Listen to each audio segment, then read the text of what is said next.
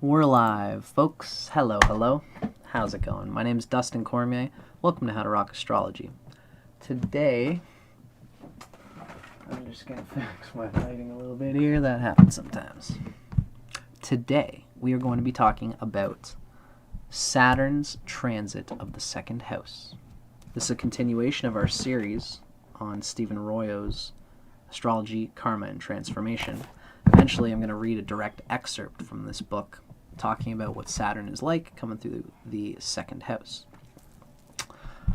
Greetings, welcome. If you enjoy this, feel free to check out the earlier parts of this series where we talk about all things related to Saturn and its aspects to karma, time, the past, and how Saturn is a direct confrontation of the past with the present and the potentials of the soul in futique visions of what the person ought to be. Saturn is a confrontation of all these things together at once, especially through the house that it's transiting through. I always like to say that whether a house transit for Saturn is good or not really depends on the health of the house lord and the house itself. On the positive planets that are in the house in question, if you got Jupiter or Venus in the second house, it's going to make Saturn transiting the second house have an easier time. As well, if Saturn is transiting the second house lord, meaning the second in Vedic astrology, I mean the second, whatever sign rules, whatever planet rules the second sign from the ascendant sign, no matter where the second house cusp is, that is the second lord.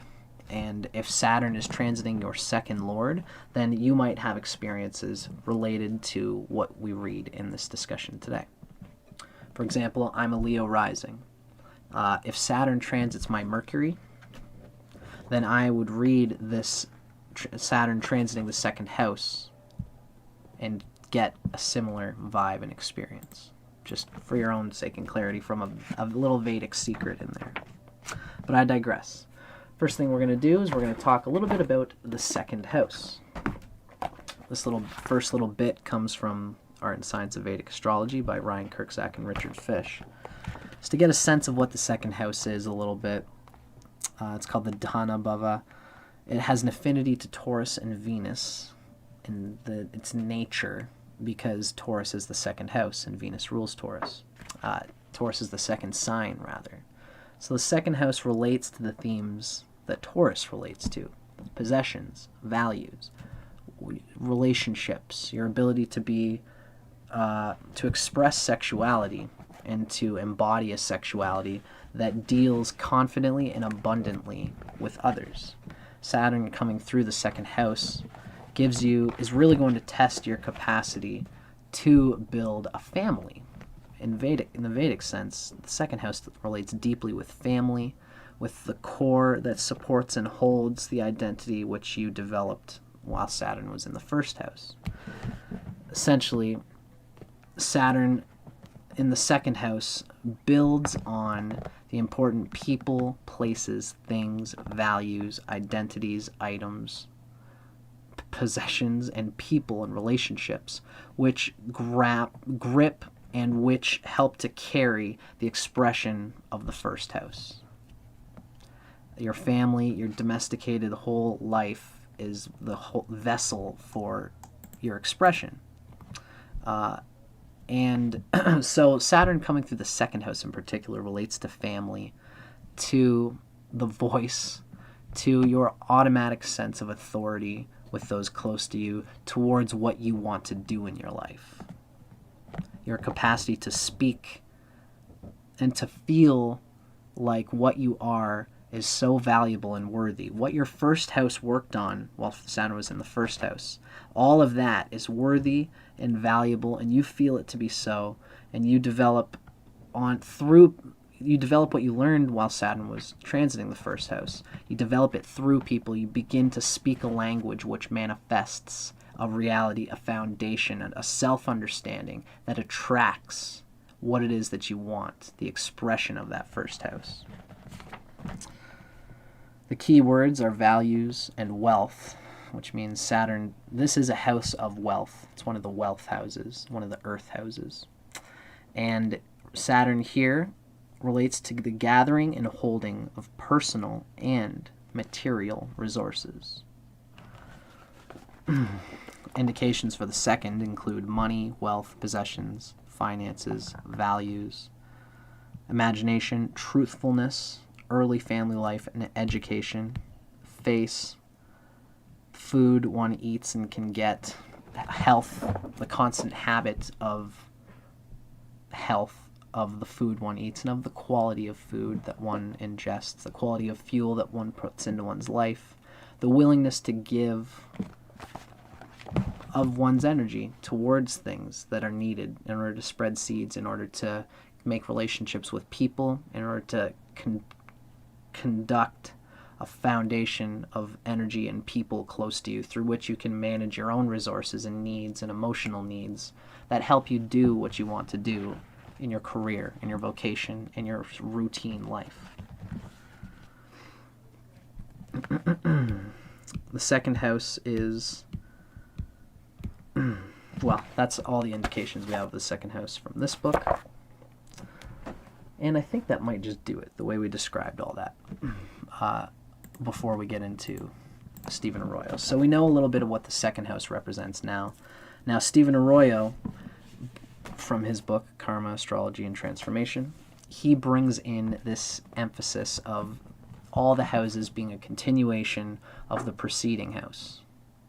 So the first house themes are going to be the foundation, which pour into Saturn's development on the second house. It's a constant thing.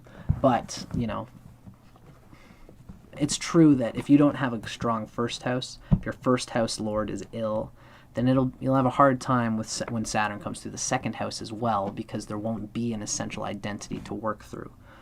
But still, if you have a strong second house, if there's benefics there, if the second house lord is well placed, then even if you don't have a good first house, or if Saturn's transit through the first house is a tough time, the second house will still be able to build on what it is, what the second house is, right? So the context of the preceding and succeeding houses is important, but it doesn't, the individual house has its own strengths, and as Saturn comes through,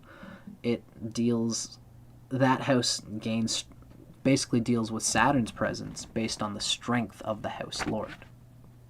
Again, I'm a Leo rising. Leo ascendant is my first house. Second house falls in Virgo.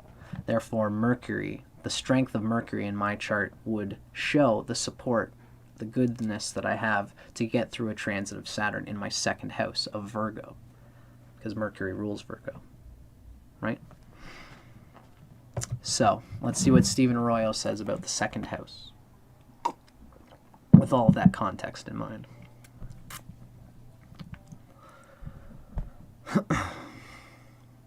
As Saturn enters your second house, the period of being concerned about your own identity phases out, and there's often a marked sense of relief as well as a stronger feeling that you now have to get down to work in order to be productive with what you learned with Saturn coming through the first house.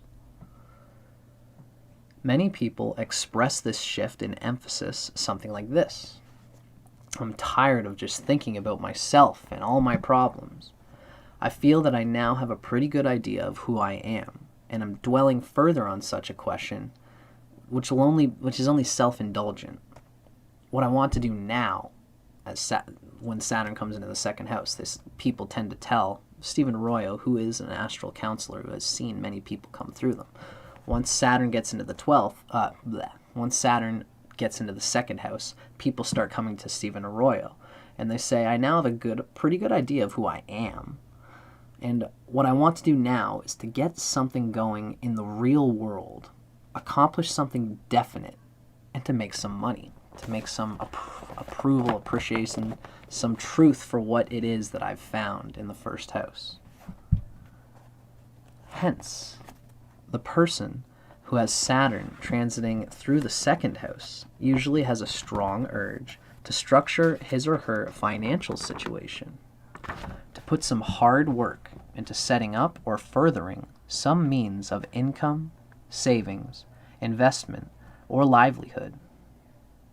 It is commonly a time when a person will begin to build a new business from scratch, to engage in some kind of apprenticeship, whether formally or informally, or to acquire some kind of practical training which will eventually enable the individual to make more money.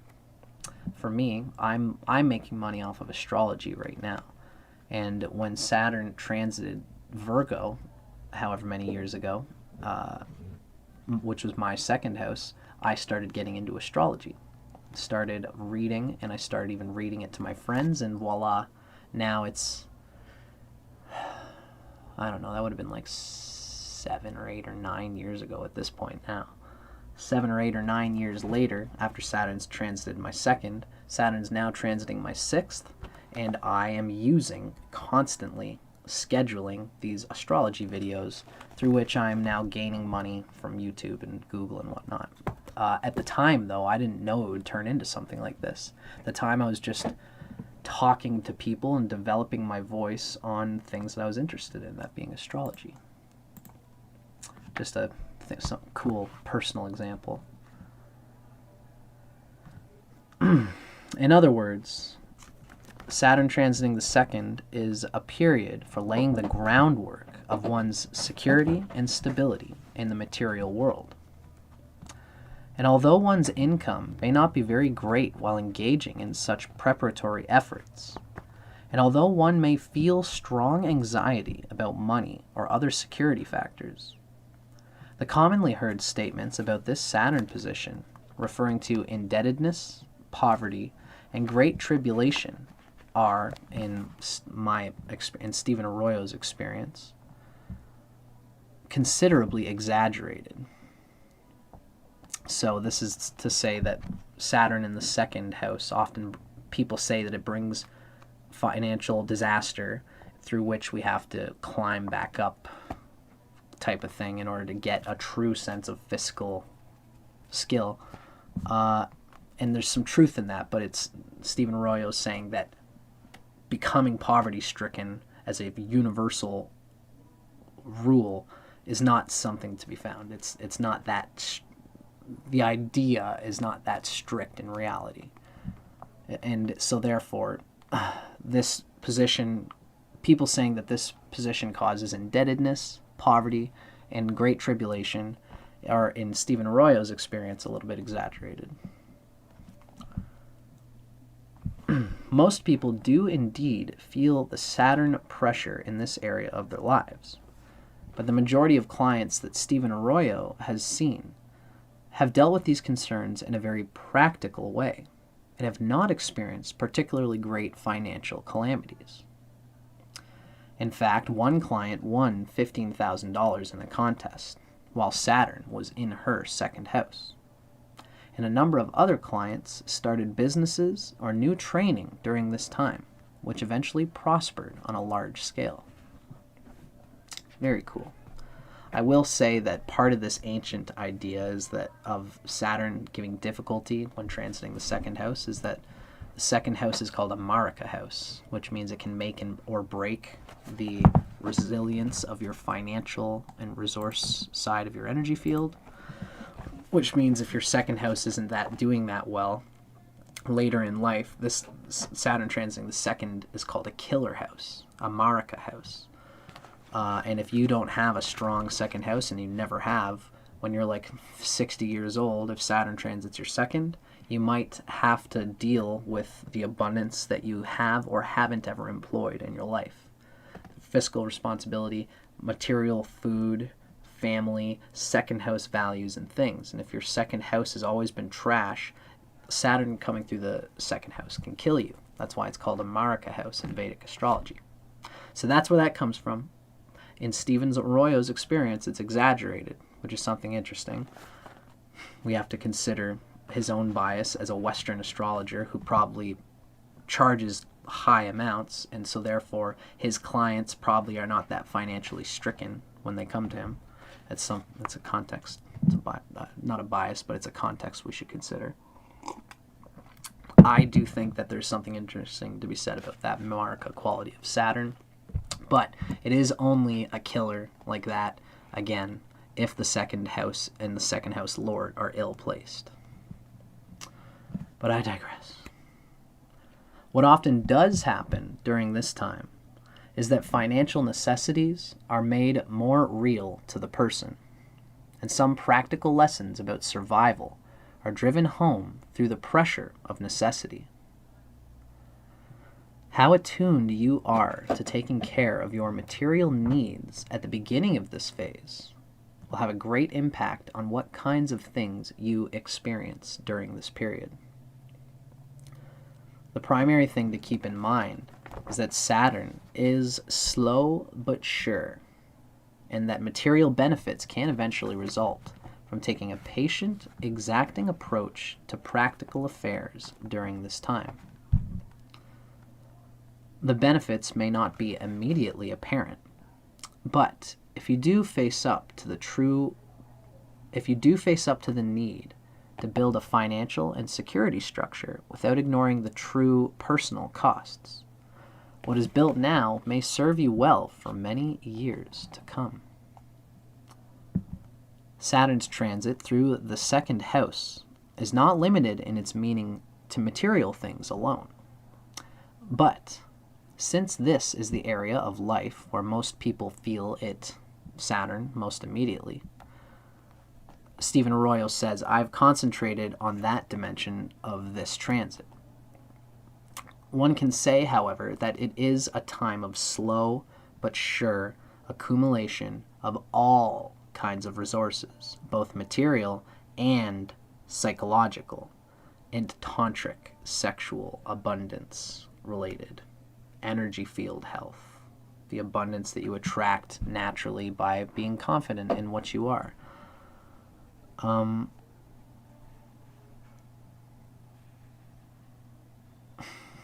I'd like to just make the point before we go on here of these psychological resources. It's that oftentimes if we have a lot of resistance to being attractive to people, then it's harder to draw resources, to draw emotional resources, to just draw opportunities from the world, because we don't feel like there's an enjoyment in our communication with other people, because we don't feel like we have something of value, of intrinsic worth, that brings us the self-confidence to have fun and make people enjoy interacting with us. This is a huge... This is part of what's meant by psychological resources. Do we have the psychological resources? Do we have people who we can cry to whenever we have something obstructing our ability to deal with something? That's a psychological resource. Do we have the experiences that would bring us to understand the importance of those psychological resources? You know, the drought of close familial relations and people and trust in people. Having a drought of that might cause an ill-placed second house person to just absolutely desperately grab for a heartfelt connection to something in reality.